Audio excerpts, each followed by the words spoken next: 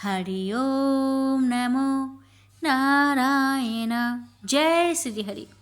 आप सभी भक्तों पर विष्णु भगवान और माता लक्ष्मी की कृपा सदा सर्वदा बनी रहे। प्यारे भक्तों, आज रसपान करें माघ महात्म अध्याय 2।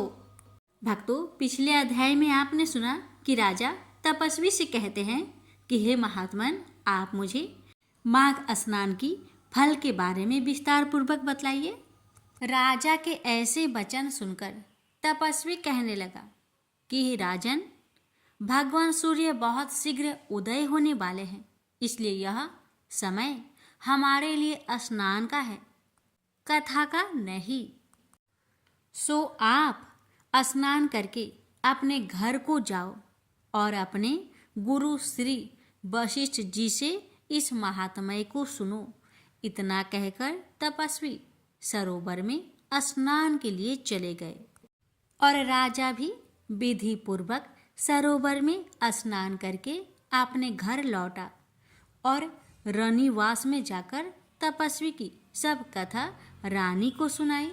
तब सूत जी कहने लगे कि महाराज, राजा ने अपने गुरु वशिष्ठ जी से क्या प्रश्न किया और उन्होंने क्या उत्तर दिया, सो कहिए।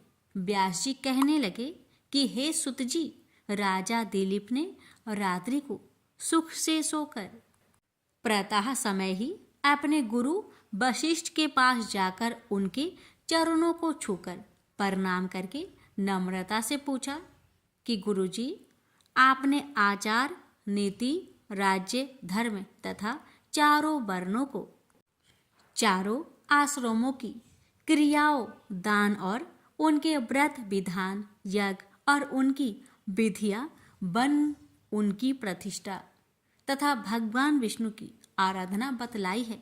परंतु अब मैं आपसे माघ मास के स्नान के महात्म्य को सुनना चाहता हूँ। सो हे तपोधन, नियम पूर्वक इसकी विधि समझाइए। गुरु वशिष्ठ जी के कहने लगे कि हे राजन, तुमने दोनों लोकों के कल्याणकारी, वनवासी तथा गृहिणियों के अंतःकरण को पवित्र करने वाले माघ मास के स्नान का बहुत सुंदर प्रश्न पूछा है। मकर राशि में सूर्य के आने पर माघ मास में स्नान का फल गौ, भूमि, तिल, वस्त्र, स्वर्ण, अन्न, घोड़ा आदि दानों तथा चंद्रायन और ब्रह्म कुर्वे व्रत आदि से भी अधिक होता है। वैशाख तथा कार्तिक के जप, दान, तप और यज्ञ बहुत फल देने वाला है, परंतु माघ मास में इनका फल बहुत ही अधिक होता है। माघ मास में स्नान करने वाला पुरुष राजा और मुक्ति के मार्ग को जानने वाला होता है। दिव्य दृष्टि वाले महात्माओं ने कहा है कि जो मनुष्य माघ मास में सकाम या भगवान के निमित्त नियम पूर्वक माघ मास में स्नान करता है, वह अत्यंत फल वाला होता है। उसको शरीर की शुद्धि, प्रीति, ऐश्वर्य तथा चारों प्रकार के फलों की प्राप्ति होती है। अदिति ने 12 वर्ष तक मकर संक्रांति अन्न त्याग कर स्नान किया। इससे तीनों लोकों को उज्जवल करने वाले 12 पुत्र उत्पन्न हुए। माघ मास में करने से ही रोहिणी, सुभगा, अरुंधति दानशील हुई और इंद्राणी के समान रूपवती होकर प्रसिद्ध हुई। जो माघ मास में स्नान करते हैं तथा देवताओं के पूजन में तत्पर रहते हैं, उनको सुंदर स्थान, हाथी और घोड़ों की सवारी तथा दान को द्रव प्राप्त होता है और अतिथियों से उनका घर भरा रहता है। उनके घर में सदा वेद ध्वनि होती रहती है। वह मनुष्य धन्य है जो माघ मास में स्नान करते हैं, दान देते हैं तथा व्रत और नियमों का पालन करते हैं और दूसरे पुण्यों के क्षीण होने से मनुष्य स्वर्ग से वापिस आ जाता है। परंतु जो मनुष्य माघ मास में स्नान करता है वह कभी स्वर्ग से वापस नहीं आता। इससे बढ़कर कोई नियम, तप, दान, पवित्र और पाप नाशक नहीं है। भृगु जी ने मणि पर्वत पर विद्याधरों को यह सुनाया था। तब राजा ने कहा कि ब्राह्मण भृगु ऋषि ने कब मणि पर्वत पर विद्याधरों को उपदेश दिया था, सो बतलाइए। तब ऋषि जी कहने लगे कि हे राजन, एक समय 12 वर्ष तक वर्षा ना होने के कारण, सब प्रजा क्षीण होने के कारण संसार में बड़ी उद्विग्नता फैल गई। हिमालय और विंध्याचल पर्वत के मध्य का देश निर्जन होने के कारण श्राद्ध, तप तथा स्वाध्याय सब कुछ छूट गए। सारा लोक विपत्तियों में फंसकर प्रजाहीन हो गया। सारा भूमंडल फल और अन्न से रहित हो गया। तब विंध्याचल से नीचे बहती हुई नदी के सुंदर वृक्षों से आच्छादित अपने आश्रम से निकल कर श्री भृगु ऋषि अपने शिष्यों सहित हिमालय पर्वत पर गए। इस पर्वत की चोटी नीली और नीचे का हिस्सा सुनहरी होने से माघ मास महात्मय। सारा पर्वत पीतांबरधारी श्री भगवान के सदृश लगता था। पर्वत के बीच का भाग नीला और बीच बीच में कहीं कहीं सफेद अष्टभिक होने से तारों से युक्त आकाश जैसी शोभा को प्राप्त होता था। रात्रि के समय वह पर्वत दीपकों की तरह चमकती हुई दिव्य औषधियों से पूरित किसी महल की शोभा को प्राप्त होता था। यह पर्वत शिखाओं पर बांसुरी बजाती और सुंदर गीत गाती हुई किन्नरियों तथा केले के पत्तों की पातकाओं से अत्यंत शोभा को प्राप्त हो रहा था। यह पर्वत नीलम पन्ना, पुखराज तथा इसकी चोटी से निकलती हुई रंग बिरंगी किरणों से इंद्रधनुष के समान प्रतीत होता था।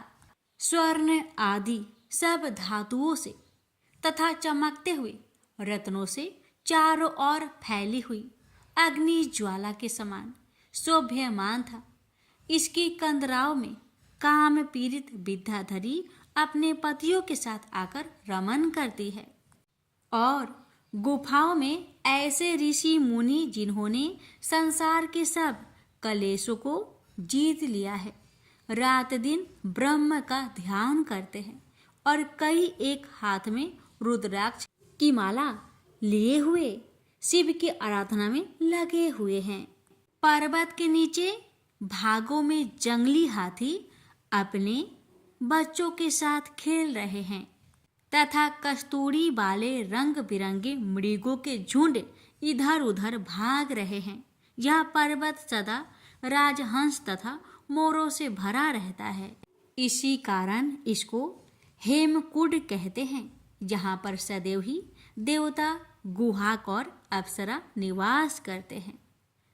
प्रेम से बोलिए विष्णु भगवान की जय। यहीं पर माघ मास महात्म्य कथा अध्याय 2 समाप्त हुआ। तीसरा अध्याय कल अवश्य सुनिएगा। भगवान आप सभी भक्तों की हर मनोकामना को पूर्ण करे। अब सुनिए माघ मास की पावन कथा। एक बार देवऋषि नारद के मन में आया कि भगवान के पास बहुत महल आदि है, एक आध हमको भी दे दे तो यही आराम से टिक जाए, नहीं तो इधर उधर घूमते रहना पड़ता है। भगवान के द्वारिका में बहुत महल थे। नारद जी ने भगवान से कहा, भगवान आपके बहुत महल है, एक हमको भी दे दो तो हम भी आराम से रहे। आपके यहाँ खाने पीने का इंतजाम अच्छा ही है। भगवान ने सोचा कि यह मेरा भक्त है, विरक्त सन्यासी है, अगर यह कहीं राजसी ठाट में रहने लगा तो थोड़े दिन में ही इसकी सारी विरक्ति भक्ति निकल जाएगी। हम अगर सीधा ना करेंगे तो यह बुरा मान जाएगा। लड़ाई झगड़ा करेंगे, कितने महल है और एक महल भी नहीं दे रहे हैं। भगवान ने चतुराई से काम लिया। नारद से कहा, जाकर देख ले, जिस मकान में जगह खाली मिले वही तेरे नाम कर देंगे। नारद जी वहां से चले। भगवान की तो 16,108 रानियां और प्रत्येक के 11-11 बच्चे भी थे। यह द्वापर युग की बात है। सब जगह नारद जी घुमाए, लेकिन कहीं एक कमरा भी खाली नहीं मिला। सब भरे हुए थे। आकर भगवान से कहा, वहां कोई जगह खाली नहीं मिली। भगवान ने फिर कहा, क्या करूं? होता कमरा तो दे देता। नारद जी के मन में आया कि यह तो भगवान ने मेरे साथ धोखाधड़ी की है, नहीं तो कुछ न कुछ करके किसी को इधर उधर शिफ्ट कराकर खिसकाकर एक कमरा तो दे ही सकते थे। इन्होंने मेरे साथ धोखा किया है, अब मैं भी इन्हें मजा चखाकर छोड़ूंगा। नारद जी रुक्मणी के पास पहुंचे। रुक्मणी जी ने नारद जी की आवभगत की, बड़े प्रेम से रखा। उन दिनों भगवान सत्यभामा जी के यहाँ रहते थे। एक आध दिन बीता तो नारद जी ने उनको दान की कथा सुनाई। सुनाने वाले स्वयं नारद जी दान का महत्व सुनाने लगे कि जिस चीज का दान करोगे वही चीज आगे तुम्हारे को मिलती है। जब नारद जी ने देखा कि यह बात रुक्मणी जी को जम गई है तो उनसे पूछा, आपको सबसे ज्यादा प्यार किससे है? रुक्मणी जी ने कहा, ये भी कोई पूछने की बात है, भगवान हरि से ही मेरा प्यार है। कहने लगे, फिर आपकी यह इच्छा होगी कि अगले जन्म में तुम्हें वो फिर से मिले? रुक्मणी जी बोली, इच्छा तो यही है। नारद जी ने कहा, इच्छा है तो फिर दान कर दो, नहीं तो नहीं मिलेंगे। आपकी सौतें भी बहुत है और उनमें से किसी ने पहले दान कर दिया, उन्हें मिल जाएंगे। इसलिए दूसरे कह रहे, इसके पहले आप ही कर दो। रुक्मणी जी को बात जच गई कि जन्म जन्म में भगवान मिले तो दान कर देना चाहिए। रुक्मणी से नारद जी ने संकल्प करा लिया। अब क्या था, नारद जी का काम बन गया। वहां से सीधे सत्यभामा जी के महल में पहुंच गए और भगवान से कहा कि उठाओ कमंडलू और चलो मेरे साथ। भगवान ने कहा, कहाँ चलना है? बात क्या हुई? नारद जी ने कहा, बात कुछ नहीं, आपको मैंने दान में ले लिया है। आपने एक कोठरी भी नहीं दी तो मैं अब आपको बाबा बनाकर पेड़ के नीचे सुलाऊंगा। सारी बात कह सुनाई। भगवान ने कहा, रुक्मणी ने दान कर दिया है तो ठीक है, वह पटरानी है, उससे मिल तो आए। भगवान ने अपने सारे गहने गांठे, रेशम के कपड़े सब खोलकर सत्यभामा जी को दिए और बलकल वस्त्र पहनकर, भस्मी लगाकर और कमंडलू लेकर वहां से चल दिए। उन्हें देखते ही रुक्मणी के होश उड़ गए। पूछा, हुआ क्या? भगवान ने कहा, पता नहीं, नारद कहता है कि तूने मेरे को दान कर दिया है। रुक्मणी ने कहा, लेकिन वो कपड़े गहने कहाँ गए? उत्तम केसर को छोड़कर यह भस्मी क्यों लगा ली? भगवान ने कहा, जब दान दे दिया है तो अब मैं उसका हो गया, इसलिए अब वो ठाट वाट नहीं चलेगी। अब तो मैं भी बाबा जी होकर जा रहा हूँ। रुक्मणी ने कहा, मैंने इसलिए थोड़े ही दिया था कि ले जाए। भगवान ने कहा, और काहे के लिए दिया जाता है? इसलिए दिया जाता है कि जिसको दो वह ले जाए। अब रुक्मणी को होश आया कि यह तो गड़बड़ मामला हो गया। रुक्मणी ने कहा, नारद जी, यह आपने मेरे से पहले क्यों नहीं कहा? अगले जन्म में तो मिलेंगे सो मिलेंगे, अब तो हाथ से ही खो रहे हैं। नारद जी ने कहा, अब जो हो गया सो हो गया, अब मैं ले जाऊंगा। रुक्मणी जी बहुत रोने लगी। तब तक हल्ला गुल्ला मचा तो और सब रानियां भी वहां इकट्ठी हो गई। सत्यभामा, जामवती सब समझदार थी। उन्होंने कहा, भगवान एक रुक्मणी के पति थोड़े ही हैं, इसलिए रुक्मणी को सर्वथा दान करने का अधिकार नहीं हो सकता। हम लोगों का भी अधिकार है। नारद जी ने सोचा, ये तो घपला हो गया। कहने लगे, क्या भगवान के टुकड़े कराओगे? तब तो 16,100 हिस्से होंगे। रानियों ने कहा, नारद जी, कुछ ढंग की बात कीजिए। नारद जी ने विचार किया कि अपने को तो महल ही चाहिए था और यह दे नहीं रहे थे। अब मौका ठीक है, समझौते पर आ रही है। नारद जी ने कहा, भगवान का जितना वजन है उतने की तुला दान कर देने से भी दान मान लिया जाता है। तुला दान से देह का दान माना जाता है। इसलिए भगवान के वजन का सोना, हीरा, पन्ना दे दो। इस पर सब रानियां राजी हो गई। बाकी तो सब राजी हो गई, लेकिन भगवान ने सोचा कि ये फिर मोह में पड़ रहा है, इसका महल का शौक नहीं गया। भगवान ने कहा, तुला दान कर देना चाहिए। यह बात तो ठीक है। भगवान तराजू के एक पल्ले के अंदर बैठ गए। दूसरे पल्ले में सारे गहने, हीरे, पन्ने रखे जाने लगे। लेकिन जो ब्रह्मांड को पेट में लेकर बैठा है, उसे द्वारिका के धन से कहाँ पूरा होना है। सारा का सारा धन दूसरे पल्ले में रख दिया, लेकिन जिस पल्ले पर भगवान बैठे थे वह वैसा ही वैसा नीचे रहा, ऊपर नहीं हुआ। नारद जी ने कहा, देख लो, तुला तो बराबर हो नहीं रहा। अब तो मैं भगवान को ले जाऊंगा। सब कहने लगे, अरे कोई उपाय बताओ। नारद जी ने कहा, और कोई उपाय नहीं है। अन्य सब लोगों ने भी अपने अपने हीरे पन्ने लाकर डाल दिए, लेकिन उनसे क्या होना था, वे तो त्रिलोकी का भार लेकर बैठे थे। नारद जी ने सोचा, अपने को अच्छा चेला मिल गया, बढ़िया काम हो गया। उधर औरतें सब चीख रही थी। नारद जी प्रसन्नता के मारे इधर उधर टहलने लगे। भगवान ने धीरे से रुक्मणी को बुलाया। रुक्मणी ने कहा, कुछ तो ढंग निकालिए। आप इतना भार लेकर बैठ गए, हम लोगों का क्या हाल होगा। भगवान ने कहा, ये सब हीरे पन्ने निकालो, नहीं तो बाबा जी मान नहीं रहे हैं। यह सब निकालकर तुलसी का एक पत्ता और सोने का एक छोटा सा टुकड़ा रख दो, तो तुम लोगों का काम हो जाएगा। रुक्मणी ने सबसे कहा कि ये नहीं हो रहा, तो सब सामान हटाओ। सारा सामान हटा दिया गया और एक छोटे से सोने के पटरे पर तुलसी का पत्ता रख दिया गया, तो भगवान के वजन के बराबर हो गया। तब ने नारद जी से कहा, ले जाओ तुला दान। नारद जी ने खूब हिला डुलाकर देखा कि कहीं कोई डंडी तो नहीं मार रहा है। नारद जी ने कहा, इन्होंने फिर धोखा दिया। फिर जहाँ के तहाँ यह लेकर क्या करूं? उन्होंने कहा, भगवान, यह आप अच्छा नहीं कर रहे हैं, केवल घर वालियों की बात सुनते हैं, मेरी तरफ भी देखिए। भगवान ने कहा, तेरी तरफ क्या देखूं?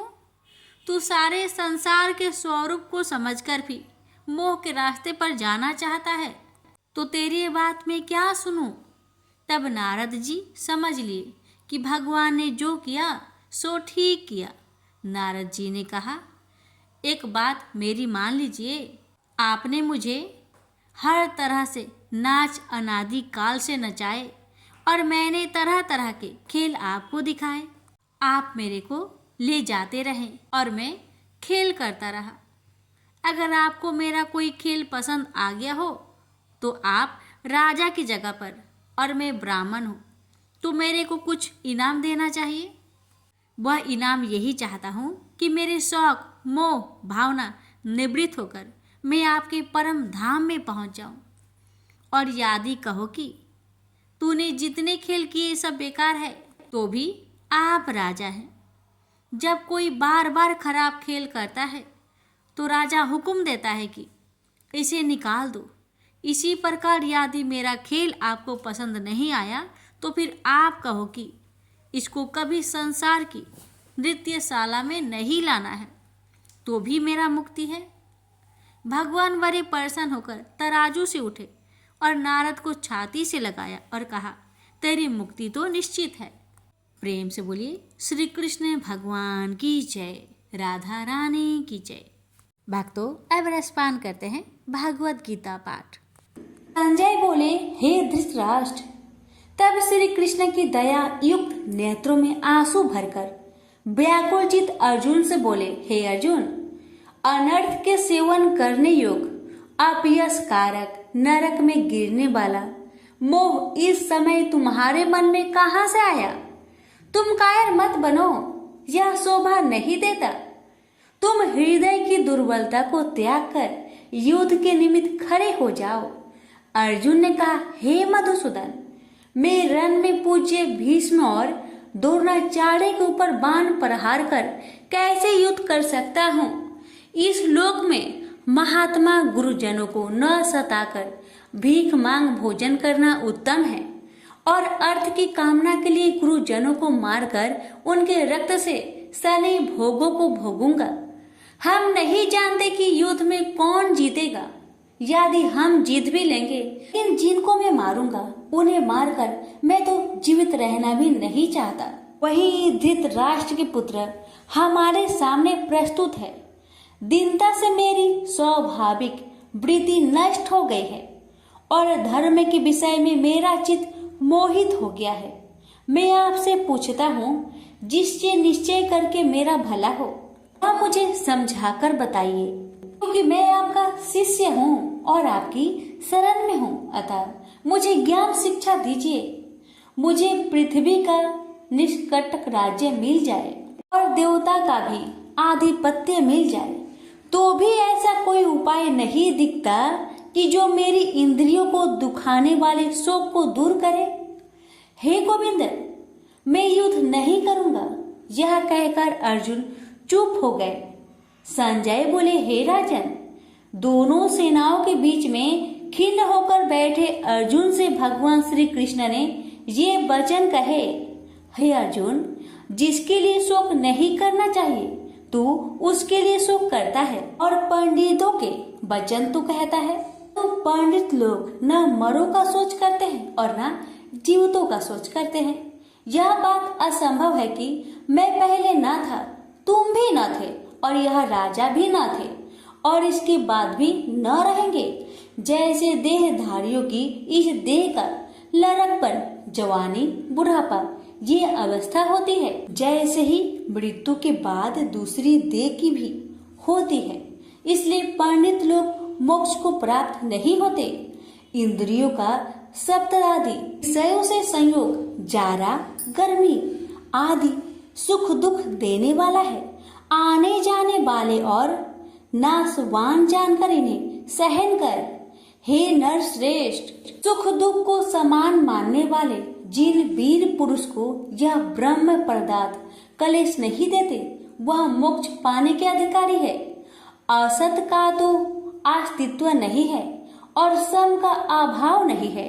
इस अविनाशी, अचित्य और नित्य जीवात्मा के ये सब शरीर नाशवन है। अतएव हे भारत, तुम युद्ध करो। जो पुरुष इस आत्मा को मारने वाला तथा जो मरने वाला मानते हैं, वे दोनों ही ज्ञानी नहीं है, क्योंकि यह आत्मा न मारती है न मरती है। आत्मा न कभी जन्मती है न मृत्यु को प्राप्त होती है, न कभी जन्मी थी न कभी मरेगी। यह अजनबी, नित्य, कभी न घटने बढ़ने वाली और सनातन है। नष्ट होने पर भी वह नाश को प्राप्त नहीं होती। जो पुरुष इस आत्मा को नित्य, अविनाशी, निर्विकार और अनजन्मा जानता है, वह जिसको घात करवेगा और जिसको मारेगा, जिस प्रकार मनुष्य पुराने वस्त्र फेंक कर नया वस्त्र ग्रहण करता है, उसी प्रकार आत्मा पुराने देह को छोड़कर नई देह धारण करती है।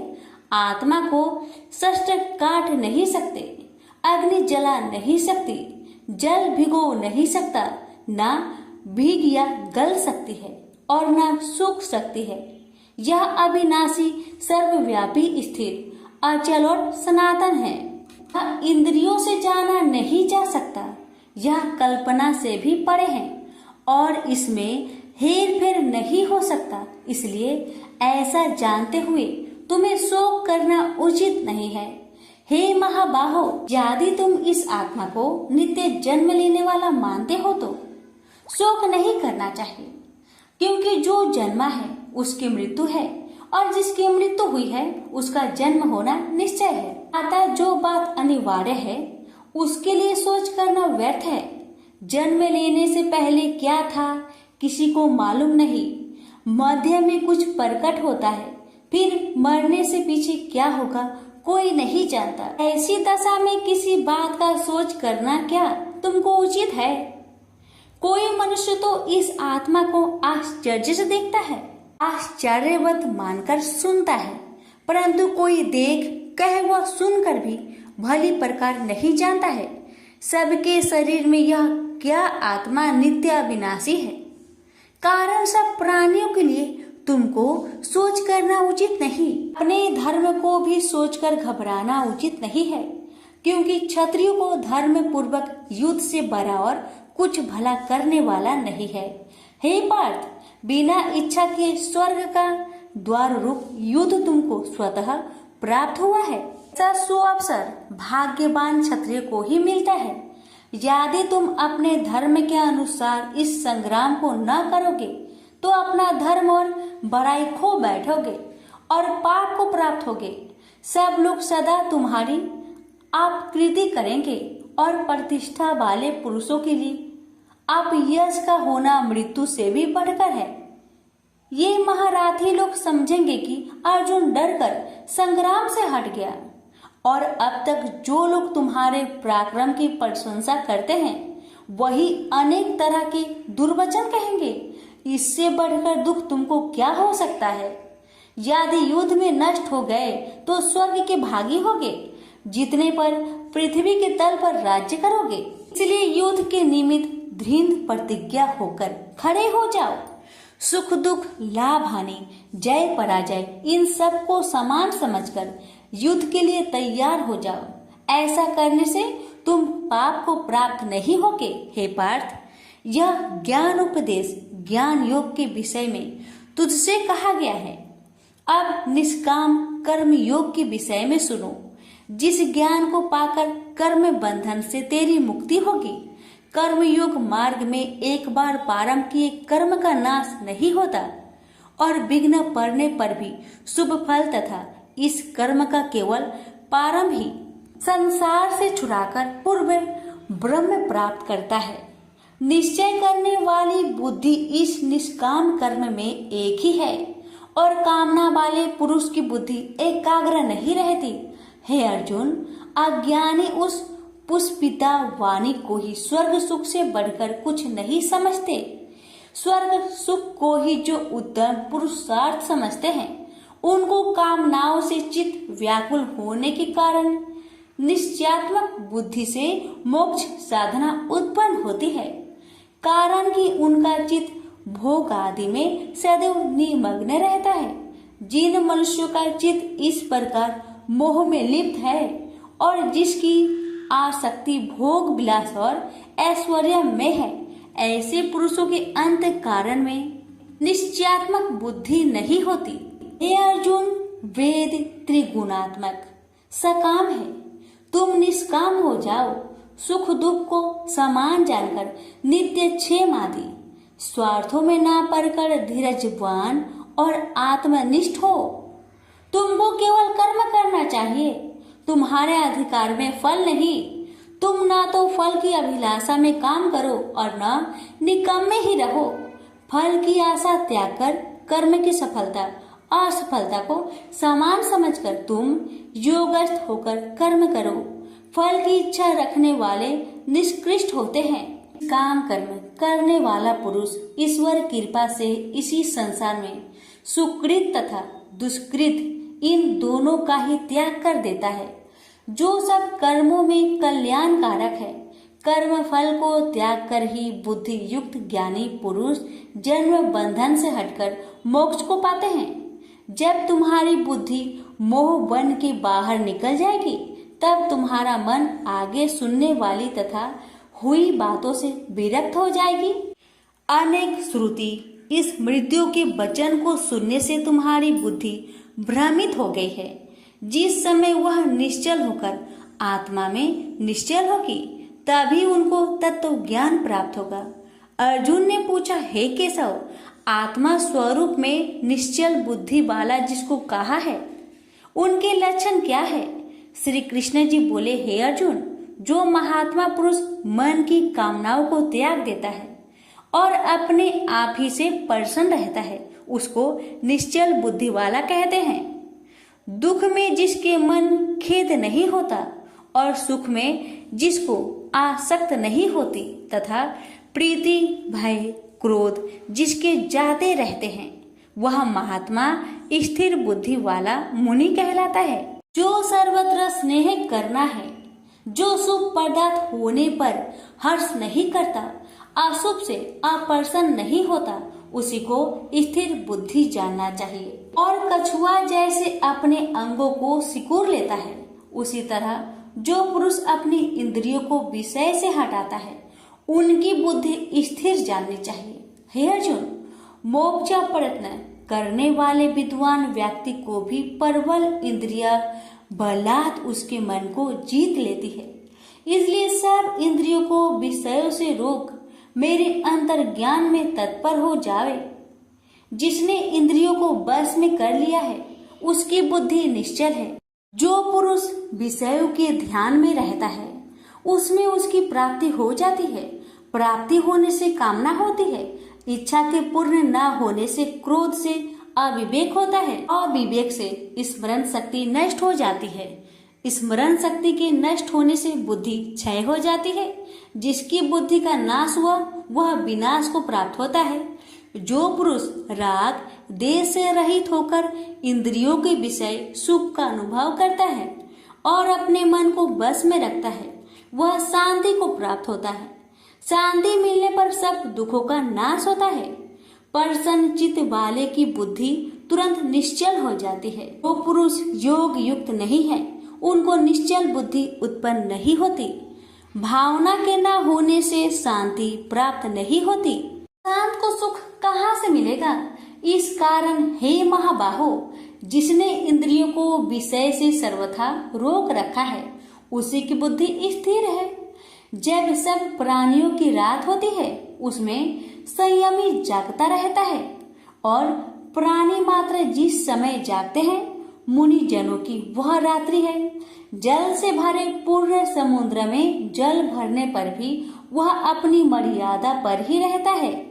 उसी तरह जिस पुरुष में इच्छा ना रहने पर भी अनिच्छा से सब विषय भोग प्राप्त होते हैं, उसी को शांति मिलती है। विषयों की इच्छा करने वाले को शांति नहीं मिलती। जो पुरुष सब कामनाओं को छोड़कर इच्छा रहित होकर विचरता है, ममता अहंकार जिसमें नहीं है, वही शांति को प्राप्त होता है। हे पार्थ, ब्रह्मी स्थिति यही है। ऐसी स्थिति मिल जाने पर प्राणी फिर मोह में नहीं फंसता और अंत समय में निर्वाण ब्रह्म पद को प्राप्त होता है। प्रेम से बोलिए श्री कृष्ण भगवान की जय। पर श्रीमद् भगवद गीता पाठ का दूसरा अध्याय समाप्त हुआ। अब सुनेंगे दूसरे अध्याय का महात्म्य। श्री नारायण जी बोले, हे लक्ष्मी, दक्षिण देश में एक पूर्ण नाम नगर था। वहाँ एक देव सुशर्मा बड़ा धनवान रहता था। उसे साधु सेवा करते हुए 7 दिन बीते थे। तब एक बाल नाम ब्रह्मचारी आया, उसकी बहुत सेवा की और विनय से कहा, हे संत, कृपा कर मुझे श्री नारायण जी के पाने का ज्ञान उपदेश दीजिए। तब वह ब्रह्मचारी बोला, मैं तुझे गीता जी के दूसरे अध्याय का पाठ सुनाता हूँ, श्रवण कर। एक आईली वन में बकरियां चरा रहा था। वहां में भजन किया करता था। एक दिन रात को आईली अपनी सभी बकरियों को लेकर घर के रास्ता में चल रहा था कि मार्ग में एक सिंह बैठा मिला उसे। एक बकरी सबसे आगे अपनी ओर चली आती देखकर शेर वहां से भाग गया। तब आईली यह देखकर बहुत हैरान हुआ और मैं भी वहां पर खड़ा हुआ था। उस चौराहे ने मुझे देखकर कहा, मैंने यह आश्चर्य देखा कि बकरी को देखकर शेर भाग गया। ये कैसे हुआ? तुम तो त्रिकाल के हो, यह वृत्तांत मुझे सुनाओ, तुम सब कुछ जानते हो। तब संत ने कहा, हे आईली, मैं तुझे एक छिपकली वार्ता सुनाता हूँ। यह बकरी पिछले जन्म में डायन थी। जब इसका पति मर गया तब यह बड़ी डायन हुई। इस सुंदर लड़के को देखे उसी को खा लेती थी और शेर पिछले जन्म में फंदक था। वह पंछी को पकड़ने के लिए वन में जाया करता था। ये डायन भी वही वन को गई। वह डायन ने उस फंदक को खा लिया था। अब वही फंदक शेर हुआ। वह डायन बकरी बनी है। शेर को पिछले जन्म की खबर है, इसलिए बकरी को देखकर शेर ने समझा कि अभी यह मुझे खाने के लिए आ रही है। तब आइली ने कहा, मैं पिछले जन्म में कौन था? तब संत बोला, तू पिछले जन्म में चांडाल था। आइली ने कहा, हे ब्रह्मचारी जी, कोई उपाय भी है जिससे हम तीनों ही इस अधम देश से छूटे? तब संत जी बोले, हम तुम तीनों का उद्धार करते हैं। ये कहकर संत जी ने जब गीता जी के अक्षर सुनाए तो उनको सुनते ही तुरंत आकाश से विमान आए और उन तीनों को विमानों में बैठाकर बैकुंठ लोक को ले गए। अधम देह से छूटकर देव देही पाई और देव सुशर्मा भी ज्ञान को सुन मोक्ष को प्राप्त हुआ और देव देही पाकर बैकुंठ को गया। तब श्री नारायण जी ने कहा, हे लक्ष्मी जी, जो मनुष्य श्री नारायण जी के ज्ञान को पढ़े सुने वह अवश्य मुक्ति को प्राप्त होता है। प्रेम से बोलिए लक्ष्मी नारायण की जय। यहीं पर हमारी गीता पाठ का दूसरा अध्याय का महात्म्य समाप्त हुआ। नारद जी ने कहा, बाले, तुम व्यर्थ ही अपने को क्यों खेद में डाल रही हो? अरे तुम इतनी चिंतातुर क्यों हो? भगवान श्री कृष्ण के चरण कमलों का चिंतन करो, उनकी कृपा से तुम्हारा सारा दुख दूर हो जाएगा। इन्होंने कौरवों के अत्याचारों से द्रौपदी की रक्षा की थी और गोप सुंदरियों को सनाथ किया था। वे श्री कृष्ण कहीं चले थोड़े गए हैं? फिर तुम तो भक्त हो और सदा उन्हें प्राणों से प्यारी हो। तुम्हारे बुलाने पर तो भगवान नीचे के घरों में भी चले जाते हैं। सत्य, त्रेता और द्वापर इन तीनों युगों में ज्ञान और वैराग्य मुक्ति के साधन थे, किंतु कलयुग में तो केवल भक्ति ही ब्रह्म सायुज्य मोक्ष की प्राप्ति कराने वाली है। यही सोचकर ही परमानंद चिन्ह मूर्ति ज्ञान स्वरूप श्री हरि ने अपने सत्य रूप से तुम्हें रचा है। तुम साक्षात श्री कृष्ण चंद्र की प्रिया और परम सुंदरी हो। एक बार जब तुमने हाथ जोड़कर पूछा था कि मैं क्या करूं, भगवान ने तुम्हें यही आज्ञा दी थी कि मेरे भक्तों का पोषण करो। तुमने भगवान की वह आज्ञा स्वीकार कर ली। इससे तुम पर श्री हरि बहुत प्रसन्न हुए और तुम्हारी सेवा करने के लिए मुक्ति को तुम्हें दासी के रूप में दे दिया और इस ज्ञान वैराग्य को पुत्रों के रूप में तुम अपने साक्षात स्वरूप से बैकुंठ धाम में ही भक्तों का पोषण करती हो। भूलोक में तो तुमने उनकी पुष्टि के लिए केवल छाया रूप धारण कर रखा है। तब तुम मुक्ति ज्ञान और वैराग्य को साथ लिए पृथ्वी तल पर आई हो और सत्य युग से द्वार पर पर्यंत बड़े आनंद से रही। कलयुग में तुम्हारी दासी मुक्ति अखंड रूप रोग से पीड़ित होकर छीन होने लगी, इसलिए वह तो तुरंत ही तुम्हारी आज्ञा से बैकुंठ लोक को चली गई। इस लोक में भी तुम्हारे स्मरण करने से ही वह आती है और फिर चली जाती है, किंतु इन ज्ञान वैराग्य को तुमने पुत्र मानकर अपने पास ही रख छोड़ा है। फिर भी कलयुग में इनकी अपेक्षा होने के कारण तुम्हारे ये पुत्र उत्साहीन और वृद्ध हो गए हैं। फिर भी तुम चिंता ना करो, मैं इनके नव जीवन का उपाय सोचता हूँ। सुमुखी, काली के समान कोई भी युग नहीं है। इस युग में तुम्हें घर घर में प्रत्येक पुरुष के हृदय में स्थापित कर दूंगा। देखो, अन्य सब धर्मों को दबाकर और भक्ति विषय महा उत्सव को आगे रखकर यदि मैंने लोक में तुम्हारा प्रचार ना किया तो मैं श्री हरि का दास नहीं।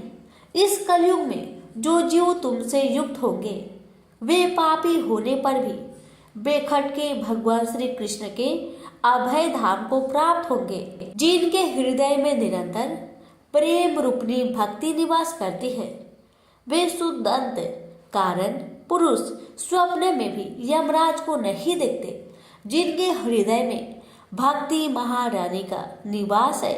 उन्हें प्रेत, पिशाच, राक्षस या दैत्य आदि स्पर्श करने में भी समर्थ नहीं हो सकते।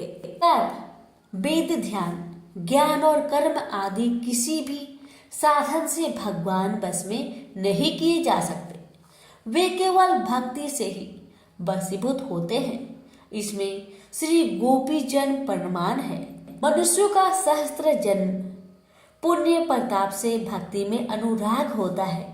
कलयुग में केवल भक्ति ही सार है।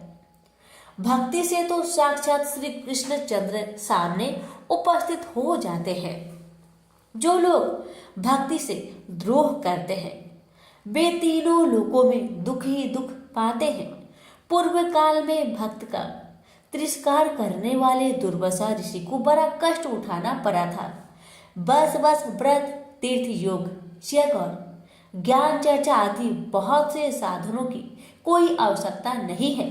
एकमात्र भक्ति ही मुक्ति देने वाली है। सूत जी कहते हैं, इस प्रकार नारद जी के निर्माण किए हुए अपने महात्म्य को सुनकर भक्ति के सारे अंग पुष्ट हो गए और वे उनसे कहने लगी। भक्ति ने कहा, नारद जी आप धन्य हैं, आपकी मुझ में निश्चल प्रीति है। मैं सदा आपके हृदय में रहूंगी, कभी आपको छोड़कर नहीं जाऊंगी। साधो आप बड़े कृपालु हैं। आपने क्षण भर में ही मेरा सारा दुख दूर कर दिया, किंतु अभी मेरे पुत्रों में चेतना नहीं आई है। आप इन्हें शीघ्र ही सचेत कर दीजिए, जगा दीजिए। सूत जी कहते हैं, भक्ति की ये वचन सुनकर नारद जी को बड़ी करुणा आई और वे उन्हें हाथ से हिला डुलाकर जगाने लगे। फिर उनके कान के पास मुंह लगाकर जोर से कहा, ओ ज्ञान जल्दी जाग पड़ो, ओ वैराग्य जल्दी जाग पड़ो। फिर उन्होंने वेद ध्वनि, वेदांत घोष और बार बार गीता पाठ करके उन्हें जगाया। इससे वे जैसे तैसे बहुत जोर लगाकर उठे, किंतु आलस्य के कारण वे दोनों भाई जमाई लेते रहे। नेत्र उघार कर देख भी नहीं सके। उनके बाल बगुलों की तरह सफेद हो गए थे।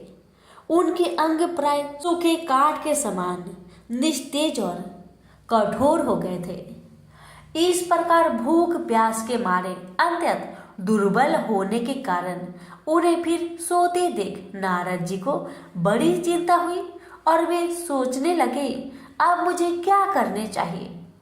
इसकी यह नींद और इससे भी बढ़कर इनकी वृद्ध अवस्था कैसे दूर हो। शौनक जी इस प्रकार चिंता करते करते वे भगवान का स्मरण करने लगे।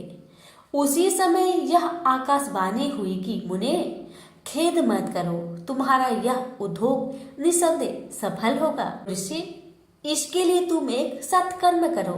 वह कर्म तुम्हें शांति शिरोमणि महानुभाव बताएंगे। उस सत्कर्म अनुष्ठान करते ही क्षण भर में इनकी नींद और वृद्धावस्था चली जाएगी तथा सर्वत्र भक्ति का प्रचार होगा। यह आकाशवाणी वहां सभी को साफ साफ सुनाई दी। इससे नारद जी को बड़ा विस्मय हुआ और वे कहने लगे, मुझे तो इसका कुछ आशय समझ में नहीं आया। नारद जी बोले, इस आकाशवाणी ने भी गुप्त रूप से ही बात कही है। यह नहीं बताया कि वह कौन सा साधन किया जाए जिससे इनका कार्य सिद्ध हो।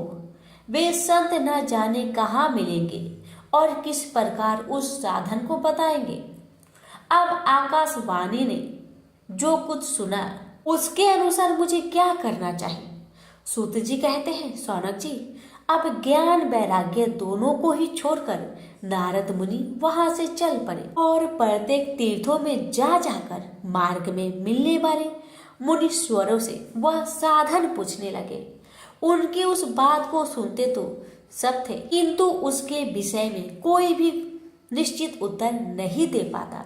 किसी ने उसे असाध्य बताया, कोई बोले इसका ठीक ठीक पता लगाना ही कठिन है। कोई सुनकर चुप रह गए और कोई तो अपनी अवज्ञा होने के भय से बातों को टालकर आगे खिसक गए। लोक में महान आश्चर्यजनक हाहाकार मच गया। लोग आपस में कानफूसी करने लगे। भाई, जब वेद ध्वनि, वेदांत घोष और बार बार गीता पाठ सुनाने पर भी भक्ति, ज्ञान और वैराग्य ये तीनों नहीं जगाए जा सके, तब और कोई उपाय नहीं है। स्वयं योगी राज नारद को भी जिसका ज्ञान नहीं है, उसे दूसरे संसारी लोग कैसे बता सकते हैं। इस प्रकार जिन जिन ऋषियों से इनके विषय में पूछा गया, उन्होंने निर्णय करके यही कहा कि यह बात दुस्साध्य ही है। तब नारद जी बहुत चिंतातुर हुए और बद्री वन में आए। ज्ञान वैराग्य को जानने के लिए वहां उन्होंने यह निश्चय किया कि मैं तप करूंगा। इसी समय उन्हें अपने सामने करोड़ों सूर्य के समान तेजस्वी सनकादि मुनीश्वर दिखाई दिए। उन्हें देखकर वे मुनिश्रेष्ठ कहने लगे। नारद जी ने कहा, महात्माओं, इस समय बड़े भाग्य से मेरा आप लोगों के साथ समागम हुआ है। आप मुझ पर कृपा करके शीघ्र ही वह साधन बताइए। आप सभी लोग बड़े योगी हैं, बुद्धिमान और विद्वान हैं। आप देखने में 5-5 वर्षों के बालक से ज्ञान पढ़ते हैं, किंतु हे पूर्वज के भी पूर्वज, आप लोग सदा बैकुंठ धाम में निवास करते हैं, निरंतर हरि कीर्तन में तत्पर रहते हैं, भगवत लीला मित्र का रसास्वादन कर सदा उसमें उन्मत्त रहते हैं और एकमात्र भगवत कथा ही आपके जीवन का आधार है। हरि शरणम, भगवान ही हमारे रक्षक है। यह वाक्य मंत्र सर्वदा आपके मुख में रहता है। इसी से काल प्रेरित वृद्ध अवस्था भी आपको बाधा नहीं पहुंचाती। पूर्व काल में आपके भ्रूभंग मात्र से भगवान विष्णु के द्वारपाल जय और विजय तुरंत पृथ्वी पर गिर गए थे और फिर आपकी ही कृपा से वे पुनः बैकुंठ लोक पहुंच गए। धन्य है, इस समय आपका दर्शन बड़े सौभाग्य से ही हुआ है। मैं बहुत दीन हूँ और आप लोग स्वभाव से ही दयालु है, इसलिए मुझ पर आपको अवश्य कृपा करनी चाहिए। बताइए, आकाशवाणी ने जिसके विषय में कहा वह कौन सा साधन है और मुझे किस प्रकार उसका अनुष्ठान करना चाहिए? आप इसका विस्तार से वर्णन कीजिए। भक्ति, ज्ञान और वैराग्य को किस प्रकार सुख मिलता है और किस तरह इनकी प्रेम पूर्वक सब वर्णों में प्रतिष्ठा की जा सकती है। सनकादि ने कहा, देव ऋषि, आप चिंता न करें, मन में प्रसन्न हो। उनके उद्धार का एक सरल उपाय पहले से ही विद्यमान है। नारद जी, आप धन्य हैं। आप वीरोक्त के शिरोमणि हैं, श्री कृष्ण दासों के स्वतः पद प्रदर्शक एवं भक्ति योग के भास्कर हैं। आप भक्ति के लिए जो उद्योग कर रहे हैं, यह आपके लिए कोई आश्चर्य की बात नहीं, समझनी चाहिए। भगवान के भक्त के लिए तो भक्ति की सम्यक स्थापना करना सदा उचित ही है। ऋषियों ने संसार में अनेकों मार्ग प्रकट किए हैं, किंतु वे सभी कष्ट साध्य है और परिमाण में प्राय स्वर्ग की ही प्राप्ति कराने वाली है। अभी तक भगवान की प्राप्ति कराने वाला मार्ग तो गुप्त ही रहा है। उसका उपदेश करने वाला पुरुष प्राय भाग्य से ही मिलता है। आपको आकाशवाणी ने जिस सत्कर्म का संकेत किया है, उसे हम बताते हैं। आप प्रसन्न और माहित चित होकर सुनिए। नारद जी, दर्भ यज्ञ, तपो यज्ञ, योग यज्ञ और स्वाध्याय रूप ज्ञान यज्ञ, ये सब तो स्वर्ग दी की प्राप्ति कराने वाली कर्म की ओर संकेत करते हैं। पंडितों ने ज्ञान यज्ञ को ही सत्कर्म का सूचना माना है। वह श्रीमद् भागवत परायण है, जिसका गान सुकादि महानुभाव ने किया है। उसके शब्द सुनने से ही भक्ति, ज्ञान और वैराग्य को बराबर मिलेगा। इससे ज्ञान वैराग्य का कष्ट मिट जाएगा। सिंह की गर्जना सुनकर जैसे भेड़िया भाग जाते हैं, उसी प्रकार श्रीमद् भागवत की ध्वनि से कलयुग के सारे दोष नष्ट हो जाएंगे। प्रेम रस प्रवाहित कराने वाली भक्ति, ज्ञान और वैराग्य को साथ लेकर प्रत्येक घर और व्यक्ति के हृदय में कीड़ा करेगी। नारद जी ने कहा, मैंने वेदांत की ध्वनि और गीता पाठ करके उन्हें बहुत जगाया, किंतु फिर भी भक्ति, ज्ञान और वैराग्य ये तीनों नहीं जागे। ऐसी स्थिति में श्रीमद् भागवत सुनाने से वे कैसे जागेंगे? क्योंकि उस कथा के प्रत्येक श्लोक और प्रत्येक पद में भी वेदों का ही तो सारांश है। आप लोग शरणागत वत्सल है तथा आपका दर्शन कभी व्यर्थ नहीं होता, इसलिए मेरा यह संदेह दूर कर दीजिए, इस कार्य में विलंब न कीजिए। सनकादि ने कहा, श्रीमद् भागवत की कथा वेद और उपनिषद के सार से बनी है, इसलिए उनसे अलग उनकी फल रूपा होने के कारण वह बड़ी उत्तम जान पड़ती है।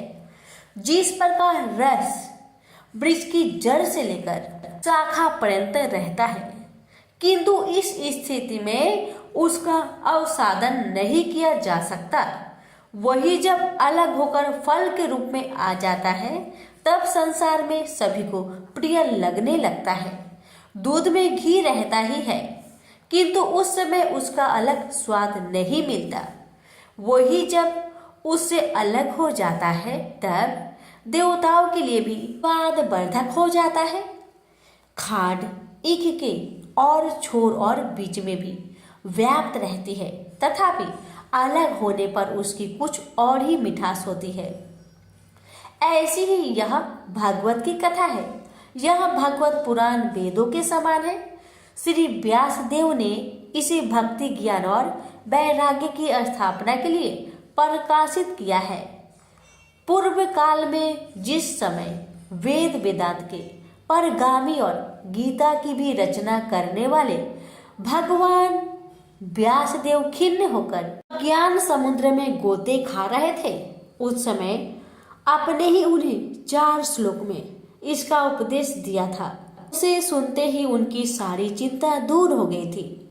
फिर इसमें आपको आश्चर्य क्यों हो रहा है जो आप हमसे प्रश्न कर रहे हैं? आपको उन्हें शोक और दुख का विनाश कराने वाला श्रीमद् भागवत पुराण ही सुनाना चाहिए। नारद जी ने कहा, महानुभावों, आपका दर्शन जीवन के संपूर्ण पापों को तत्काल नष्ट कर देता है और जो संसार दुख रूप दवा नल से तपे हुए हैं उन पर शीघ्र ही शांति की वर्षा करता है। आप निरंतर शेष जी के सहस्त्र मुखों से गाए हुए भागवत कथा मृतिका ही पान करते रहते हैं। मैं प्रेम लक्षणा भक्ति का प्रकाश करने के उद्देश्य से आपकी शरण लेता हूँ।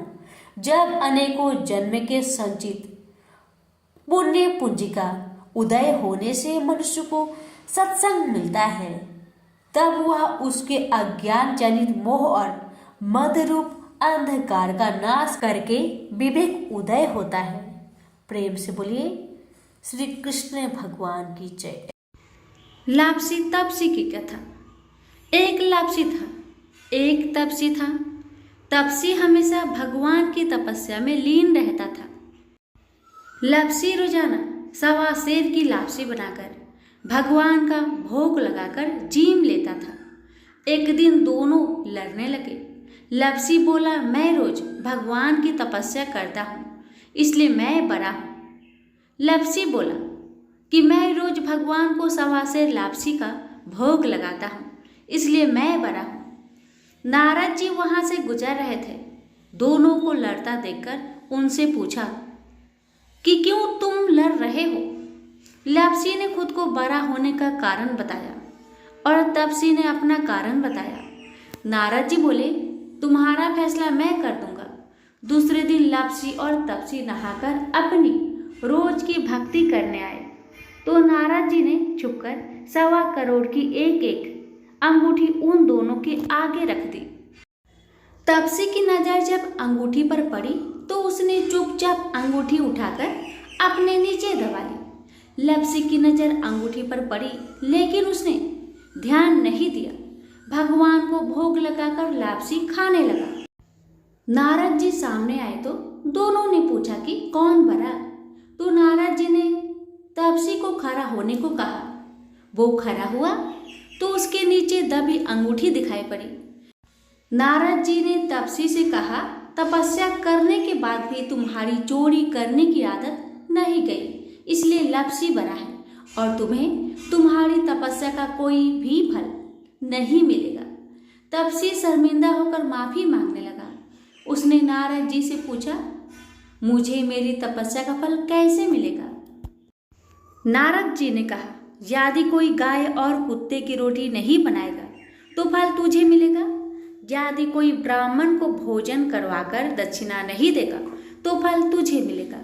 यदि कोई साड़ी के साथ ब्लाउज नहीं देगा तो फल तुझे मिलेगा। यदि कोई दिए से दिया जलाएगा तो फल तुझे मिलेगा। यदि कोई सारी कहानी सुने लेकिन तुम्हारी कहानी नहीं सुने तो फल तुझे मिलेगा। उसी दिन से हर व्रत कथा कहानी के साथ लापसी तपसी की कहानी भी सुनी और कही जाती है। प्रेम से बोलिए लक्ष्मी नारायण की जय।